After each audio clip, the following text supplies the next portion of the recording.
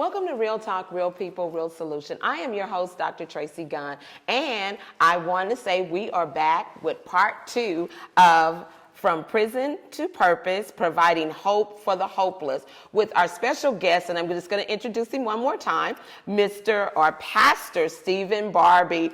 He's a field director of Prison Fellowship. Greetings, Pastor Barbee. Thank you. You know, it's like a trip.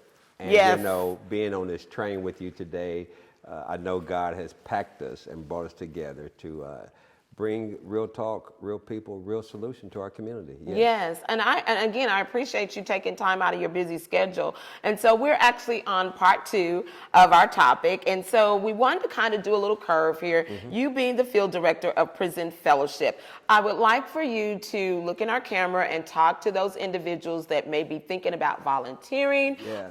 You know, what the process, and even an organization out that may be listening today that may be thinking about becoming a partner with you guys. What does that look like? So look in the camera and let them know. Well, you know, it's great because that's where we met. You know, us out Prison Fellowship as a field director for both Kansas and Missouri. My role is to connect ministries, connect individuals to prison ministry. You know, I tell people time and time again, stop watching NBC Lockup because that's not what prison is really like. You know, it takes them, 2 or 3 years to give you that 30 minutes of violence. And that's what the enemy wants, that lie. But the great thing about Prison Fellowship is, as field directors, I make phone calls regularly, emails. I love outreach, stopping in churches. If I see a car or two in the church parking lot here in Kansas City, Missouri, you best believe I'm pulling up. I'm going to ring that bell and I'm going to introduce myself. Why? Because, see, there's people praying for us. Yes. There is people praying for Prison Fellowship ministries, praying for you, praying for the body of Christ. And you got mothers sitting at home saying, Lord, send somebody to my son. God is sending Prison Fellowship inside of these prison walls. And so the great thing about it is I've met so many people. I've only been with Prison Fellowship going on 12 weeks. And being the field director, meeting, reconnecting with the community in this new position, I love it. Wow. Just, going from church to church. And so the great thing about it, you have churches, you have ministry, you have individuals that, God has been tugging on their heart, and you got a lot of church members sitting idle. Like, well, God has called me. I don't know what he's called me to. And every time you see something about prisons, you're crying. Every time you see something on TV about someone being incarcerated unjustly, you're sitting there with that mercy, right? God is calling you to prison ministry. That's where Prison Fellowship Ministries will connect with you, your pastor, your outreach pastor, just with a phone call. You can call me at area code 785-764-5704, or you can reach me at StephenBarbee_PFM.org. Okay. That is my Prison Fellowship email address. Okay. And so any churches, anybody that's hearing the call, that's the introductory into getting into our prisons. Okay. Well, with that being said, now you talked about, being a part of. What is the paperwork? Volunteering. Is there paperwork that has to be? Yes. Speak to us about that. We just don't want to kick up in there. Right. No.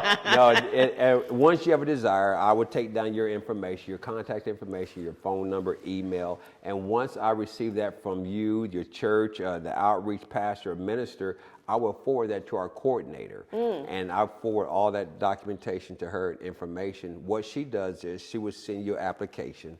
Okay. You have to give 2 credible references. After that, once those documents come back, then we'll shoot you our volunteer training. Okay. You can do it right there in the comfort of your own home, or if you want to get a group together to do the training together. Okay. Once you complete that training, that prepares you for the do's and don'ts on what to do inside of a prison, what not to do, what to wear, what to say, and that thing. Okay. Once you get clearance, of course, we do the background check as well. Each prison is ran differently. Okay. I wish that, even I as a field director, Dr. Gunn, I had to get clearance to go into all the prisons because of, COVID, because of things that have happened in the past. Volunteers have always been godly. When they go in there, they bring in things. Absolutely. And so now we got to back up on how we let people come in.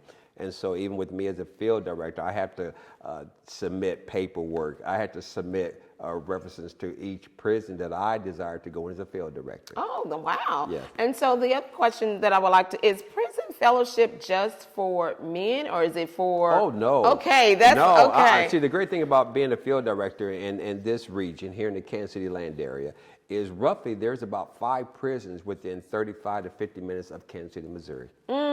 Okay. Yes, you have you got Lansing Prison, which has a max, medium, and a minimum. Okay. You have the Leavenworth Federal Prison, which is also there in Leavenworth. Okay. You have WRDCC there in St. Joseph. You have WMCC, which is there at Cameron. Okay. You have Chillicothe. And so just in this region alone, there's 5 to 6 prisons that Prison Fellowship is building relationships with to take our ministry inside the prison walls. Okay. And so you said it's not just, and I guess my question was, is it for men that have been incarcerated or is it for men and women? Men and women. Okay, Men okay. and That's women, what that's what I yes, wanted to men ask. And women. Okay. And the great thing about the volunteers, right? And so we're not just going in there just doing Bible study. You know, I love the Word of God. The Word of God has changed. It's the foundation.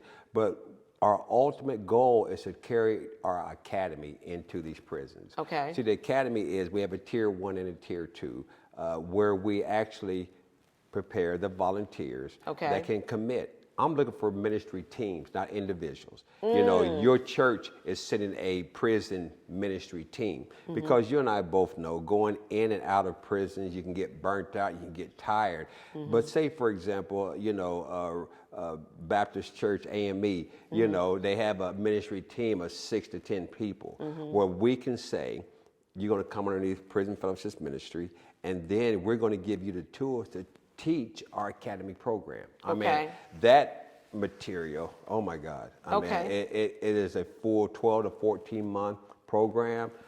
If the volunteer teams can say, you know what, I can commit to two hours a week, or I can commit to 4 hours a week.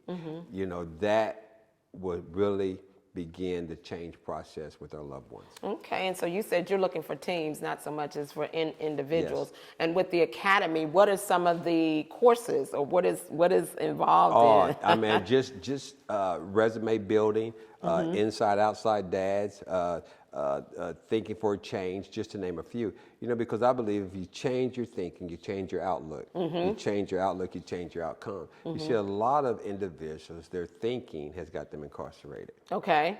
You know, people, I hear it all the time. I caught a case. It's like saying I caught a cold. No, you didn't catch a case. You caught a case. You caught a case. No, you went out there and broke the law. So we have to allow them to change their thinking, because a lot of individuals that come out of prison think that society owes them. I done paid my debt to society. You owe me. And I said, no, we don't owe you, but we can equip you. Okay. To navigate what you're going to experience after you're released from incarceration. Okay. And so do you help with job placement? That's because when people come, I've you know, and I don't know a whole lot about reentry, and that's why we have you on the show. Thank you. And so when they're coming out and they're having a hard time finding a job, do you guys train them, or how do you work with people? That's part of our academy program. Yes, Okay. it is. Because employment, you know, it's a barrier. And it's part of their conditional release. Okay. And I tell people, those that are coming home, give them time to adjust. Okay. You know, don't guilt trip them. Okay. You know, you've been gone for 5 years. I've been taking all the bills. You've been gone. Give them time. Okay. To readjust to coming home. Okay. Excuse me, because the reason why, they have a lot more burden on them than a lot of people realize. Wow. They may have to go to a anger management class. They may have to go to outpatient. You know, they may have to, and you know, sometimes outpatient, they have to go 3 or 4 days a week. Plus they got to work. Wow. And so a lot of times people don't understand that our loved ones that are coming home has a lot of burdens already placed upon them. Wow. You know, when I got out, I had 15 days to find a job. Speak to that. 15 days? 15 days to find a job. Now, mind you, I was not from Kansas City. Okay. I did not have my ID. I did not have my birth certificate. Wow. So God allowed me to live reentry, Okay. so I understand reentry. Okay. You see, I did not know where to go get a birth certificate, but I know now. It's 2400 Truce Avenue at the health building, and it's only going to cost you $12 to get your birth certificate, $15. How do I know it? Because I lived it. Okay. I did not have the resources available to help my reentry be less of a burden. I did not know where to go get my ID downtown, but I found out because I lived it. Now the system, 15 days to gain employment. You and I both know I need an ID. Absolutely. I did not have an ID. Absolutely. Birth certificate place says you need an ID and social security card.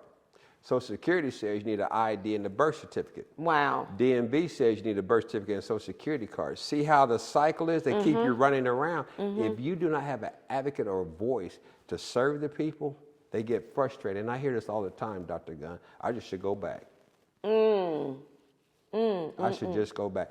My only time in the midst of my incarceration of 44 months that I ever got written up was at the halfway house here in Kansas City. Okay. Because I was unemployed. Okay. And so within those 15 days, if you did not find employment, what was the We're going to send you back. We're going to begin paperwork to send you back because you're not following the rules and guides placed before you.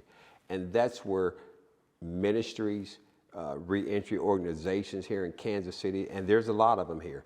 You got Salvation Army that's serving the reentry. You have Connections to Success here in Kansas City serving. You have Second Chance serving the reentry. You have a lot of great organizations here that have partnered to serve those that are getting out because the need, see, it's quicker to send them back than to keep them out. It is so much easier to say, you know what, I'm going to send you back.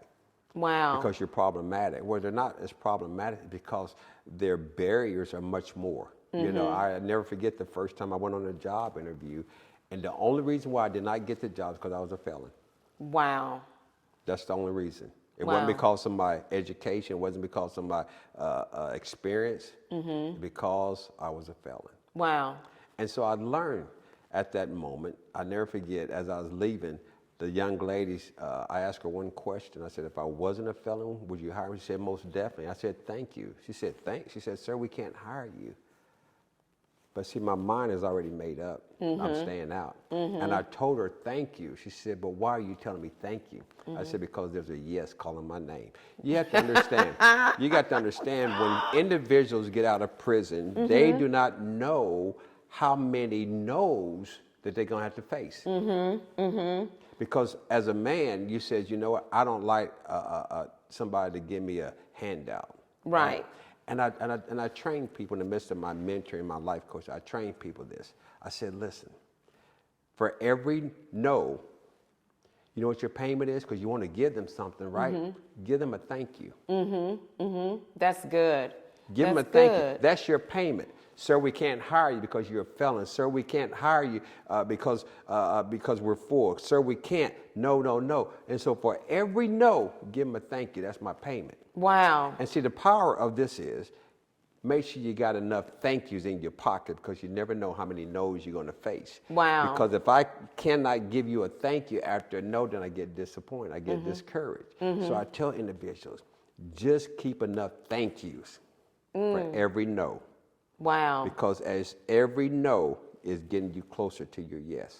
Wow, that's good. And you today have really helped me to look at reentry in a whole different way, especially as a psychologist, looking at the mental stress that those individuals deal with coming back into society, Yes. trying to make, especially if you have a family that you Yes. have to take care Yes. of. And they're giving you 15 days to get you a job, and then you have, wife over here, kids over here, and I don't have the necessary resources Right. to get the things that you're inquiring for me to get. The birth certificate, Yes. things that we may think is simple. Yes. I can go, it was $7 when I, Right. but Yeah. $7, who doesn't have $7? Yeah. But these people are basically being released back into society with nothing. Nothing. To try to build something. Right. And so I'm thankful for your organization and other organizations that are doing what they are, trying to make it better. Yes. Because like I said, we do, we think, okay, well, they committed a crime. They deserve to be in jail. They deserve, and there are people that deserve, that's supposed to be there. But when they're coming out and trying to make a difference with their life, there should be something in place to help them so they don't go back. Go ahead. Well, when you think about when you go into the system, they give you a care package. They give you your shower shoe. They give you your first bar of soap. They give you your toothpaste. They give you, those, they call it a care package. Okay. Right. Where's the care package when they come home? Oh, my God. You see, because if you give me a care package going in, you should be giving me some type of care package on my way out. And I believe that in every individual that's getting out today, because 97% of those incarcerated are coming home, I believe that the system care package should be birth certificate, driver's license, or an ID, or social security card. That should be your care package. Here's your starter kit. Because we require you to get a job. But the system, watch this here, the system, if you talk to most of those involved, oh no, we give you them things. No, they don't. They give you, no, they don't. They would give you your social security card. Let me tell you why, because it's free. Okay. It ain't costing them a dime. You can keep me locked up. See, I've learned this, that society says I'm much more valuable locked up than I am free. In the midst of my 44 months of being incarcerated, the system made over $130,000 off of me. Just off of you. Because they were charged, I forget, almost $97 a day to keep me incarcerated. Now, society says you're much more valuable locked up. I could not walk out of prison into a bank and say, can you give me a loan for $130,000? But I was much more valuable locked up. You can invest to keep me locked up. And so I believe that the system needs to have in place, if I'm gonna give you a care package coming in, I love the that. least I can do is give you a care package coming out. The halfway house. I was just talking to the gentleman. How would you feel if 50% of your income was taken every month? Wow. And that's what they That's charge. not a good feeling. No, that's what they charge at the federal halfway house. 25% of your gross, you hear me? 25% of your gross is giving back to the halfway house. They call it a subsidy. Wow. Subsidized housing, subsidized. Subsidy, that's what they take it. And they take 25% of 25%. that individual's income? Income. Wow. And so with being in the halfway house, and I'm being educated, this is real talk. I'm being educated. And the reason why is because God has placed a lot, when I walked away from your table, the Lord began to deal with me, and he said, no, don't you ever say what I can't call you to. And so I goes, oh, no, all of that. But as we had this conversation, these are some of the things that have been going on in my mind. How can we help these individuals that are coming out? How can we, just like you said, the care package, how can the churches say, if we have anyone in our facility or in our church that's gone through incarceration, we have these care packages for you. Come to us so that we can help you.